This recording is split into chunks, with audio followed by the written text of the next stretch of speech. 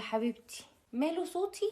والله تعبانة، رايحة من المستشفى، جاية من المستشفى. العيال كويسين، مطلعين عيني، لا في دراسة فالحين ولا في سمعان كلام، وعلى طول عيانين. لا درجاتهم وحشة قوي.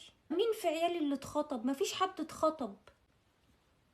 جوزي بلاش نجيب السيرة، بينكد عليا نكد وشغله على كف عفريت. ربنا اللي يعلم احنا بنعدي الشهر ازاي. جوز مين اللي اترقى؟ جوزي ولا اترقى ولا حاجة. احنا حالتنا صعبة، بادعيلي. انا رحت عمرة ولا رحت؟ الواد ادهم كان منزل صورة على الانستجرام، والواد اترفد من شغله، ملحقش يتهنى، اترفد من شغله. صح كده، تشاكوا تراقوا. ده حتى الرسول عليه الصلاة والسلام قال: واستعينوا على قضاء حوائجكم بالكتمان. مش هقول لحد حاجة ابدا وهقعد اشتكي كده. خلاص هو ده الصح. لما نزل على الانستجرام صور الولاد النهارده في النهائي، يقول ان شاء الله بكره يكسبوا الكاس. وممكن انزل صوره المفتاح العربيه الجديده من على النت، واقول ان انا بكره هجيب العربيه الجديده وهستلمها. تبقى حلوه. فكريني واحنا مسافرين تركيا الاسبوع اللي جاي، اتصور الصوره بتاعت المطار دي، بتبقى حلوه، واقول ان انا بقى في طريق لتركيا وكده. تبقى حلوه. عايزين ننزل كل صور السفريات اللي فاتت. ايه الغلط في اللي انا بعمله؟ بس انتي بتقولي اي كلام. مشاعر الناس ليه؟ ايه الغلط؟ كان ربنا سبحانه وتعالى قال: واما بنعمة ربك فحدث. كل حاجة بعملها ولسه هعملها هنزلها عشان الناس تفرح كده معايا.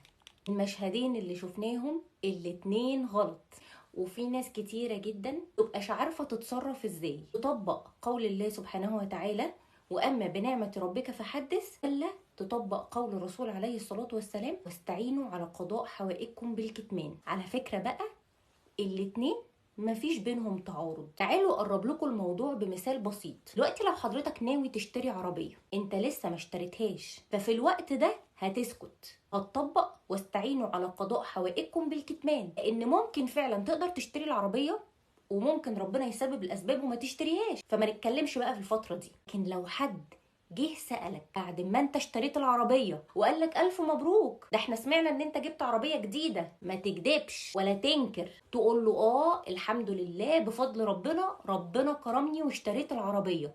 هنا بقى واما بنعمة ربك فحدث. في ناس فاهمة واما بنعمة ربك فحدث ان احنا نتنطط على خلق ربنا، نتعالى، نتمنظر. تلاقيهم رايحين لناس اقل منهم في المستوى الاجتماعي، او ناس ظروفهم مش احسن حاجة، ويحكوا لهم بقى احنا رحنا وسافرنا وجبنا واشترينا. معنى الحقيقي لوأما بنعمة ربك فحدث ان الانسان نفسه يحدث نفسه بنعم ربنا عليه، ويحصيها ويحمد ربنا عليها، ويتأدب مع الله لما بيفتكر كم النعم اللي ربنا أنعمها عليه، وإنه لا ينكر النعمة لما حد يسأله عليها، ولا يدعي الفقر ولا يدعي ضيق الحال. الرسول عليه الصلاة والسلام لما نصحنا كان السبب الرئيسي لأن كل ذي نعمة محسود. بس في سبب نفسي تاني، وهو ان اللي بيتكلم في حاجة وهي لسه ما حصلتش بيهدر طاقته في الكلام اكتر من الفعل، وغصب عننا بدون وعي مننا بنحس بنوع من الانجاز لما بنحكي لحد عن حاجة لسه ما عملناهاش، وبنلاقي في عينيه نظرات اعجاب، انبهار. نظرات الانبهار دي بتدينا احساس زائف بالانجاز، يخلي العزيمه تقل، ما يخليناش نجري على الحاجه زي الاول. استعينوا على قضاء حوائجكم بالكتمان كي لا تصابوا بخيبات الامل علنا، وهي الاكثر ايلاما.